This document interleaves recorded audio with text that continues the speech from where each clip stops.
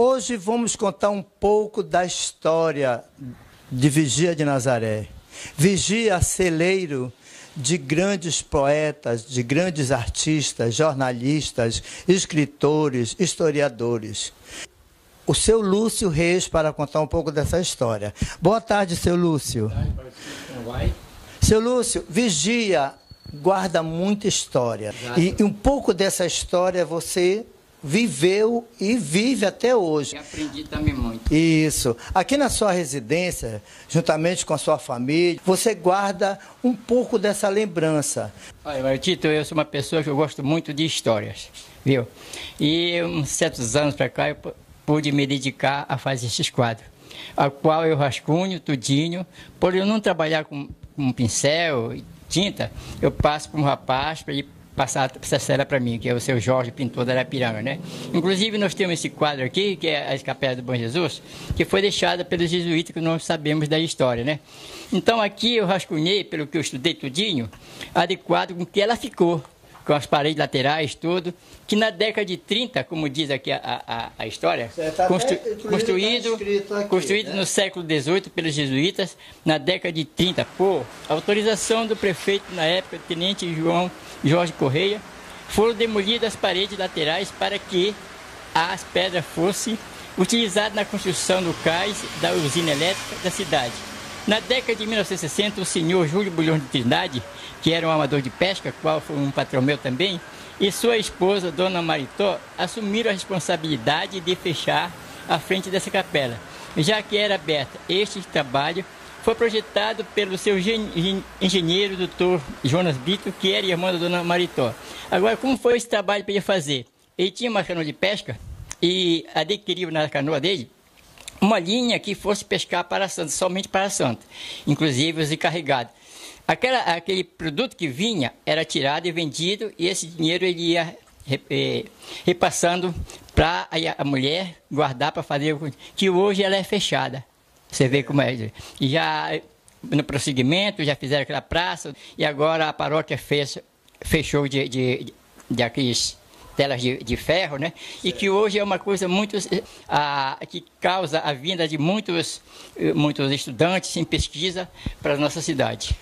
Podemos concluir que a Igreja de Pedra, a sua construção deu início através dos jesuítas no século XVIII, certo? Mas com problemas que aconteceram na época, os jesuítas tiveram que deixar o Brasil todo, praticamente, né, voltar para Portugal, assim como aconteceu aqui na Vigia, e aí a igreja ficou inacabada.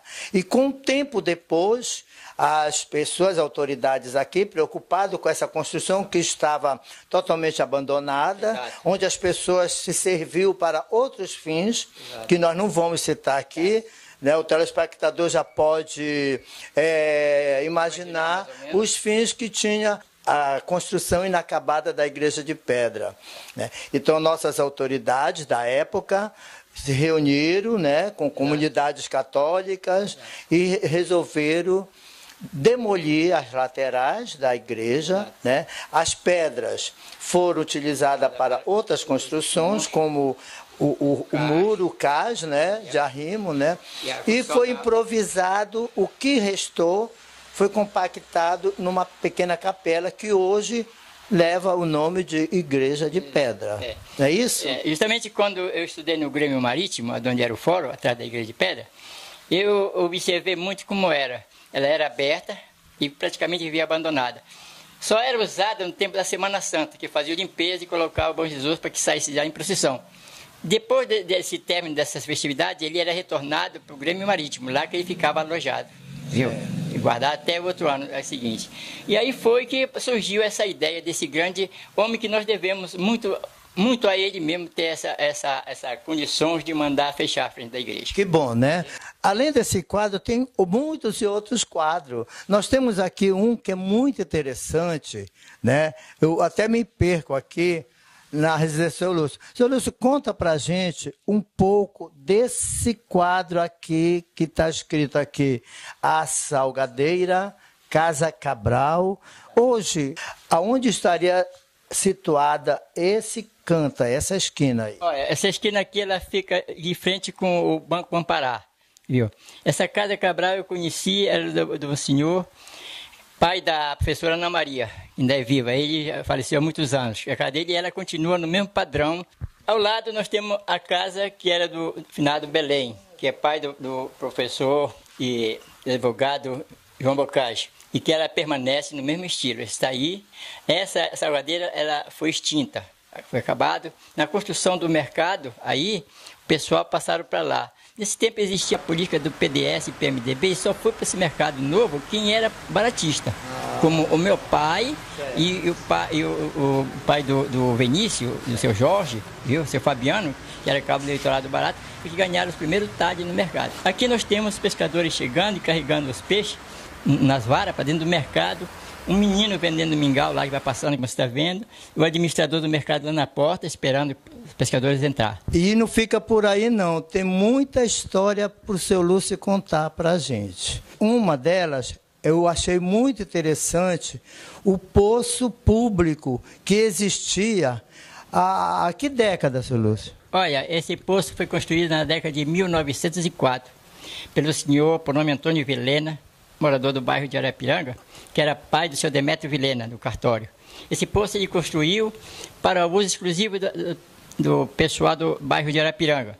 Só que depois de um tempo ele foi um ponto de negociação, porque aqui nós vemos uma canoazinha trazendo uns caboclos. Eles vinham encher a água aí para tocar com peixe nas embarcações, nas garités, bolacheiras, e o pagamento seria no dia seguinte, quando chegava, que pagava com peixe. Inclusive aqui nós temos uma criança vindo buscar um poste de água, viu? E aí eu conheci ainda essas duas casas lá, que hoje é abaixo da Pipira, que você dá o nome, que é enxertada de casa agora, tem até uma creche toda. Então, na década de 60, por aí assim, foi extinto esse poço para dar o espaço à rua, aonde se vem que passa pela ponte para sair na América, na América, Bariri, tá? E aí ficou e foi inacabado. Esse era um poço que tinha uma água doce e potável, que foi muitos anos. Eu ainda enchi água também nesse poço, porque eu trabalhei com um padrinho meu, quando era rapazinho, e nós vinhamos do curral, e quando não tinha água, a gente pegava a canoa e vinha pelo Igarapé da Rocinha e buscar água. E aí existia um poço público, vamos dizer assim, que ele abastecia toda o bairro do Arapiranga da época, né? E os barqueiros, donos de canoas que o pescava, pegavam água e traziam... Porque ele era público, né? Por isso ele tinha o nome Poço do Povo. O cara chegava lá e usava, né? Só que tinha que ter o respeito para não... Explique para o pessoal de casa como esses quadros foram pintados. Muitos quadros desses, eu era garoto, viu? Gostava muito de bola e papagaio. Essa é a minha diversão. E todas essas coisas eu vi quando era criança e ficou no meu pensamento, tudinho. Que hoje, quando eu quero fazer um quadro desse, eu pego o papel, eu me deito no chão e vou rascunhar. Fecho meu olho, me concentro, aquilo passa tudinho quando era criança que eu vi. Aí vou rascunhar, depois de todo rascunhado, eu vou com um rapaz, como eu já falei, o Jorge, no Arapiranga, que é pintor, ele passa para mim. Ele só passa para a tela quando eu dou aval para ele. Está tudo certo, não pode passar. Enquanto não tiver de 3 dias, eu estou vigiando lá ele, o trabalho dele, que faz. Aí eu dou autorização e passo, quando está pronto, ele me manda buscar, viu? Para me buscar o quadro. Assim que eu faço. Esses quadros, você que expõe aqui na sua casa, alguns você já vendeu, ou vem pessoas procurar para você vender, ou você não vende? É uma coleção particular sua? Não, isso eu gosto de ter aqui, inclusive eu tenho um quadro aí que eu vou lhe mostrar depois, que tivesse o interesse da prefeitura aqui, compraria para o museu, porque é um quadro bonito, que eu vou lhe mostrar. Olha aí, aguarde daqui a pouco. Que me deu mais trabalho. Olha, viu? Aguarde daqui a pouco, suspense. Tem um quadro aí que está escondido, o seu Lúcio hoje vai mostrar toda a população vizinha. Ele vai contar para a gente o que esse quadro significa na vida dele. Tito, Miranda, eu quero te dizer o seguinte, que esse quadro foi o que mais me deu trabalho. Simplesmente porque eu nunca vi isso aí. A maior parte disso foi feito no pensamento, como eu já te falei, viu? Eu, para concluir esse quadro, eu tive que ir no Cacau 2 vezes, levar máquina fotográfica para bater o local, que não existe mais nada lá, senão só uns pedaços de pedra que tem lá, um monte de pedra lá. Tudo foi roubado, essas pedras tudinho. E eu tive que apreciar a novela, Escravo Isaura, para poder me basear tudinho, viu, naquele. E, além disso, eu tive um trabalho de concluir com esses, como está vendo aqui, essas moagens aqui, de cana, tudo.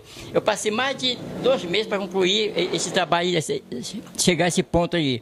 Então, esse quadro aqui é onde morava o Barão de Guajará, no engenho Santo Antônio da Campina, que é no Topará.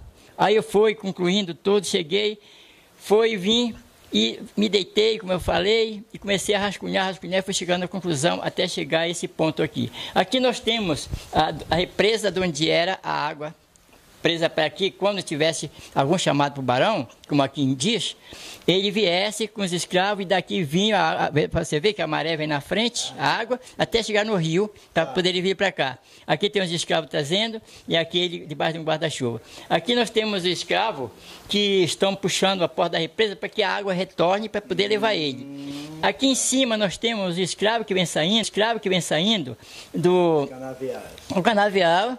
Viu? Como você vê, aqui já tem um chegando com uma quantidade de canas amarrado, aqui outros estão.